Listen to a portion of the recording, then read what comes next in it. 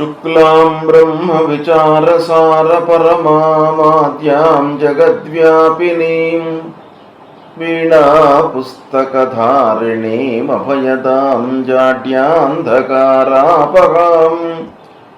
हस्ते स्फाटिकमालिकां विदधतीं पद्मासने संस्थितां वन्दे तां परमेश्वरीं भगवतीं बुद्धिप्रदां शारदां।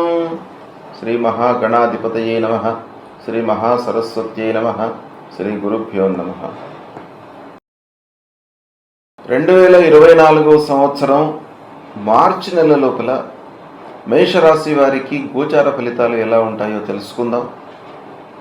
ముందుగా మేషరాశిలో జన్మించినటువంటి వారికి ఈ మార్చి మాసంలో ముఖ్యమైనటువంటి గ్రహాలు ఏ ఏ స్థానాలలో సంచరిస్తున్నాయి, ఎన్ని గ్రహాలు శుభ ఫలితాలను ఇవ్వబోతున్నాయి, ఎన్ని ప్రతికూలంగా ఉన్నాయి అనేటువంటి విషయాన్ని ముందుగా మనం తెలుసుకుందాం. ముఖ్యంగా సూర్యుడు 14వ తారీఖు వరకు 11వ స్థానంలో సంచరిస్తున్నాడు. 14 తర్వాత ద్వాదశ స్థానంలోకి ప్రవేశిస్తున్నాడు.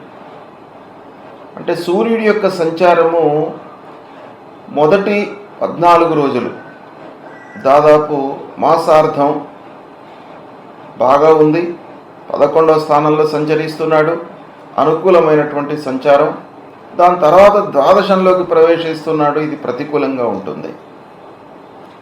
ఇక అంగారకుడు ప్రారంభంలో అంటే 15వ తారీఖు వరకు దశమ స్థానంలో సంచరిస్తున్నాడు, ఇది ప్రతికూలంగా ఉంటుంది. దాని తర్వాత మళ్ళీ ఏకాదశ స్థానంలోకి ప్రవేశిస్తున్నాడు, ఇది అనుకూలంగా ఉంటుంది. ఇక బుధుడు ప్రారంభంలో అంటే మొదటి వారం అనుకూలంగా ఉన్నాడు, 11వ స్థానంలో సంచరిస్తున్నాడు. దాని తర్వాత అంటే 7వ తారీఖు నుంచి దాదాపు 26వ తారీఖు వరకు ద్వాదశ స్థానంలో ఉంటున్నాడు, మళ్ళీ జన్మస్థానంలోకి వస్తున్నాడు. కనుక బుధుడి యొక్క సంచారము ప్రథమ మాసంలో మొదటి భాగంలో కొంత బాగా ఉంది. దాని తర్వాత గురువు జన్మస్థానంలో సంచరిస్తున్నాడు. శుక్రుడు ఏకాదశ స్థానంలో ఉన్నాడు, అంటే ప్రారంభంలో దశమ స్థానంలో ప్రతికూలంగా ఉన్నాడు, తదనంతరం ఏకాదశంలోకి ప్రవేశిస్తున్నాడు. ఏకాదశ స్థానం చాలా అనుకూలంగా ఉంటుంది. ఇక శనైశ్వరుడు ముఖ్యంగా ఏకాదశ స్థానంలో సంచరిస్తున్నాడు, ఇది మేషరాశి వారికి చాలా అనుకూలమైనటువంటి సంచారం. ఏకాదశ స్థానంలో శని సంచారం చాలా యోగిస్తుంది. రాహు ద్వాదశంలో ఉన్నాడు, ప్రతికూలంగా ఉన్నాడు. కేతువు మట్టుకు 6వ స్థానంలో సంచరిస్తున్నాడు, అనుకూలంగా ఉన్నాడు. ఈ విధంగా గ్రహాలు ఈ స్థానాలలో సంచరిస్తున్నాయి. అయితే ముఖ్యంగా ఈ మాసంలో మార్చి నెలలో మేషరాశి వారికి ఓవరాల్గా ఆలోచించినట్టయితే ముఖ్యమైనటువంటి గ్రహాలు గురువు, శని. గురువు జన్మస్థానంలో సంచరిస్తున్నాడు, గోచార రీత్యా ప్రతికూలమే.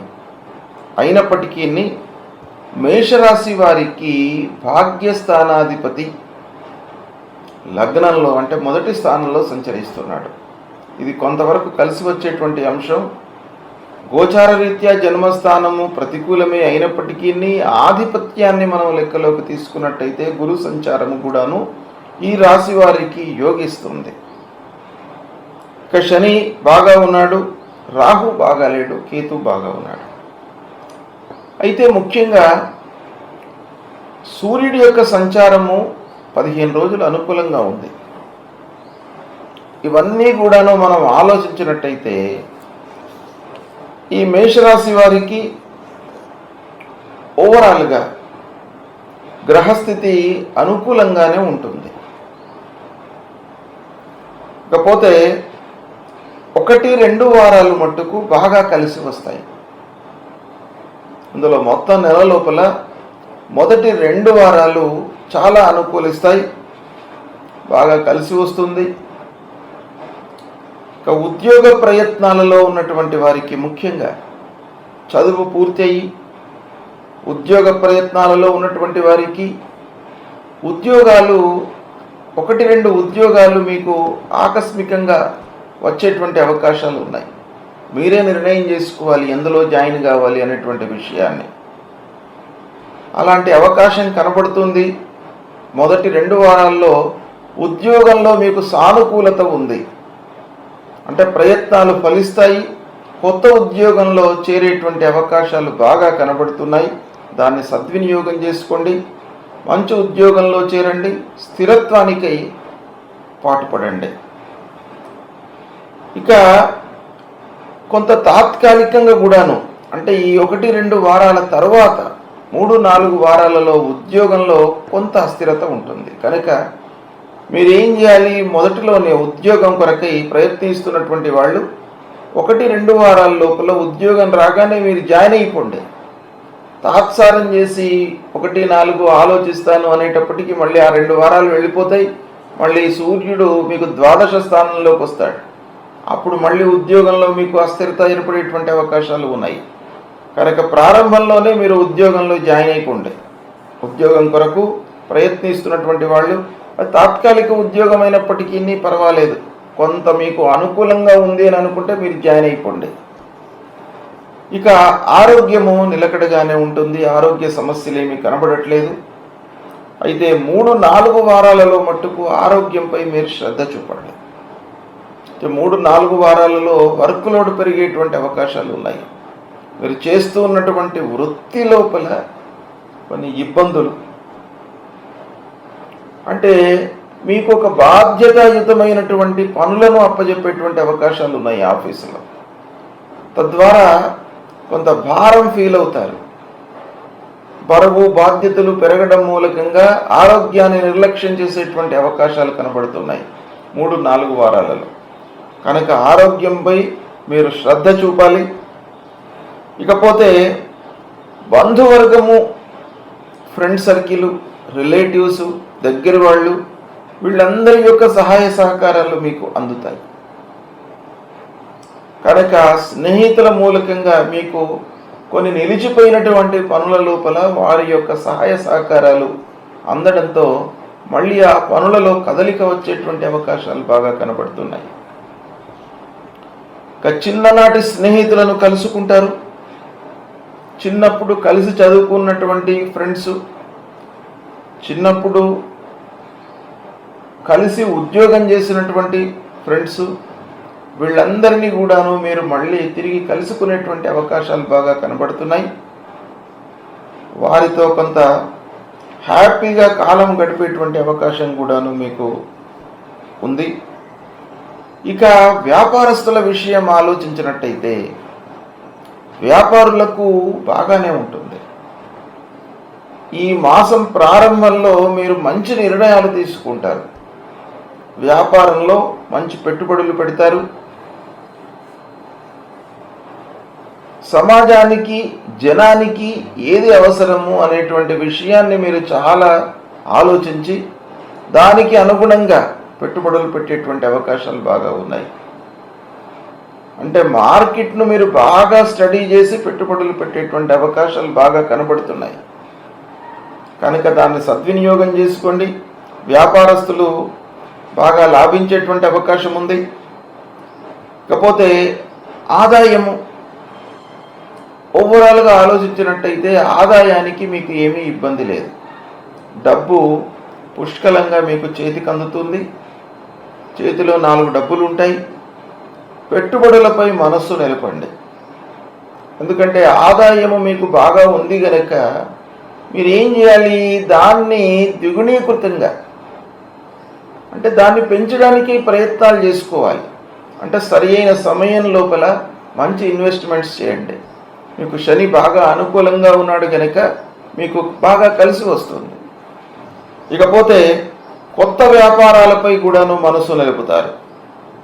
2, 3, 4 వారాల్లో సంగీత, సాహిత్య కళాకారులకు సంతృప్తికరంగా ఉంటుంది. మొదటి వారంలో మట్టుకు ఇంటిలో కొన్ని ఇబ్బందులు కనబడుతున్నాయి. అయితే ఇంటిలో మీరు అనవసరమైనటువంటి చర్చలకు పాల్పడకుండా ఎంతవరకు అవసరమో అంతవరకే మీరు చర్చించండి. తద్వారా మీకు మంచి ఫలితాలు ఉంటాయి. కళాకారులకు ముఖ్యంగా బాగా కలిసి వస్తుంది. 2, 3, 4 వారాలలో కొత్త అవకాశాలు వచ్చే సమయం. దానికి తగినటువంటి ప్రతిఫలాన్ని కూడాను పొందుతారు. ఇక ఎవరికైనా ఇవ్వవలసినటువంటి పూర్వము మీరు తీసుకున్నటువంటి డబ్బును తిరిగి చెల్లించేస్తారు. రుణభారం ఏమీ కనబడట్లేదు. మీ చేతిలోనే పుష్కలంగా డబ్బు ఉంటుంది కాబట్టి అవసరం పడదు. అయితే ఉన్న డబ్బును సద్వినియోగం చేసుకోవడానికి మంచి విషయాలలో మంచి కొరకై మీరు పెట్టుబడులు పెట్టడానికై ప్రయత్నాలు చేయండి. ఇక విద్యార్థులు మంచి సంస్థలలో ప్రవేశం పొందుతారు. కొత్త సంస్థలో ఉన్నత విద్యకై చేరేటువంటి అవకాశాలు బాగా కనబడుతున్నాయి. విదేశీ ప్రయాణాలు కూడాను బాగా కనబడుతున్నాయి. విదేశీ ప్రయాణంలో సక్సెస్ అవుతారు. గురుభక్తి పెరుగుతుంది. ఈ విధంగా సమిష్టి ఫలితాలు ఉన్నాయి. అయితే మేషరాశి వారికి ముఖ్యంగా గురు జన్మస్థానంలో ఉన్నాడు కాబట్టి గురు ప్రీత్యర్థమై మీరు పరిహారం చేసుకోండి. గురువు ప్రధానమైనటువంటి గ్రహ కాబట్టి గురువు మనకు జన్మస్థానంలో ఉండడము ఈ రాశి వారికి ఒక రకంగా యోగదాయకమే అయినప్పటికీ గోచార రీత్యా జన్మస్థానంలో ఉండడం మూలకంగా కొంత అస్థిరత ఏర్పడేటువంటి అవకాశాలు ఉన్నాయి. కొన్ని విషయాలలో మనం సరి అయిన నిర్ణయం తీసుకోకపోవడం మూలంగా కొంత ఆలస్యం కలిగేటువంటి అవకాశాలు ఉన్నాయి. దాన్ని దృష్టిలో పెట్టుకోండి. దత్తాత్రేయ స్వామి దేవాలయానికి వెళ్ళండి. దక్షిణామూర్తి స్తోత్ర పారాయణం చేయండి. అన్నిటికంటే ముఖ్యమైనటువంటిది గురుభక్తి, దైవభక్తి, పితృభక్తి. మాతాపితృవులను, తల్లిదండ్రులను సేవించండి. వారి యొక్క యోగక్షేమాలను తెలుసుకోండి. వారికి అవసరమైనటువంటి సపర్యలు చేయండి. ఆ పితృభక్తిని పెంచుకోవడము, తల్లిదండ్రులకు కావలసినటువంటి విషయాలను మీరు సమకూర్చడం మూలకంగా ఆ గురు భగవానుడి యొక్క అనుగ్రహం మీకు లభిస్తుంది. తర్వాత దేవానాంచ ఋషీణాంచ గురుం కాంచన సన్నిభం వందనీయం త్రిలోకానాం తన్నమామి బృహస్పతి అనేటువంటి ఈ శ్లోకాన్ని ప్రతినిత్యం 16 మార్లు మీరు జపించండి. మీకు ఆ గురు భగవానుడి యొక్క అనుగ్రహం లభిస్తుంది. పనులు కూడాను కలిసి వస్తాయి. ఇక సూర్యుడు మాసాంతంలో కొంత ఇబ్బందికరంగా ద్వాదశ స్థానంలో ఉన్నాడు గనక ఆరోగ్య విషయం లోపల కొంత శ్రద్ధ అవసరము. అయితే ఆ సూర్య భగవానుడికి మీరు ప్రతినిత్యం కూడాను స్నానం చేసిన తర్వాత కొంత ఎండలోకి వచ్చి 12 సార్లు ద్వాదశ వారం మీరు నమస్కారాలు చేసుకోండి. సూర్య నమస్కారాలు చేయండి. సూర్యుడికి 12 సార్లు, భూమికి 12 సార్లు. అంటే ఒక మారు సూర్యుడికి తర్వాత భూమికి చేయండి. అలాగే రెండవసారి సూర్యుడికి, మళ్ళీ భూమికి చేయండి. ఇలా 12 సార్లు మీరు సూర్య నమస్కారాలు చేసినట్టయితే ఆ సూర్య భగవానుడి యొక్క అనుగ్రహంతో మీకు ఆరోగ్య సమస్యలు ఉండకుండా ఉంటాయి. ఒకవేళ చిన్నపాటి సమస్యలు మీకు తలెత్తినప్పటికీ ఇమ్మీడియట్గా దాన్ని రెక్టిఫై చేసుకునేటువంటి అవకాశం కూడాను ఆ భగవంతుడి యొక్క అనుగ్రహంతో మీకు కలిసి వస్తుంది. ఇక రాహువు బాగాలేడు కనుక రాహు ద్వాదశ స్థానంలో ఉన్నాడు. కొన్ని విషయాలలో వృధా ఖర్చులు ఉండే అవకాశాలు ఉన్నాయి. కనుక రాహు ప్రీత్యర్థమై అమ్మవారి దేవాలయానికి వెళ్ళండి. అమ్మవారిని దర్శించుకోండి.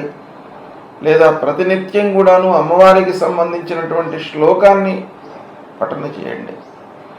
దుర్గే స్మృతా హరతి భీతిమశేష జంతో స్వస్థై స్మృతా మతిమతీవ శుభాన్ దదాసి దారిద్ర్య దుఃఖ భయహారిణికా త్వదన్య సర్వోపకార కరణాయ సదార్ద్ర చిత్త అనేటువంటి ఈ మంత్రాన్ని ప్రతినిత్యం కూడాను చదువుకోండి. అమ్మవారి యొక్క అనుగ్రహంతో మీకు వృధా ఖర్చులు లేకుండా ఉంటాయి. ఆరోగ్య సమస్యలు రావు. అనవసరమైనటువంటి ఆలోచనలు రాకుండా ఉంటాయి. ఆది వ్యాధుల నుండి మీరు విముక్తులవుతారు. కనుక ఈ పరిహారాలు చేసుకోండి. మీకు మేషరాశి వారికి ఈ మార్చి మాసంలో అన్ని రకాలుగానే కలిసి వస్తుంది. శుభం.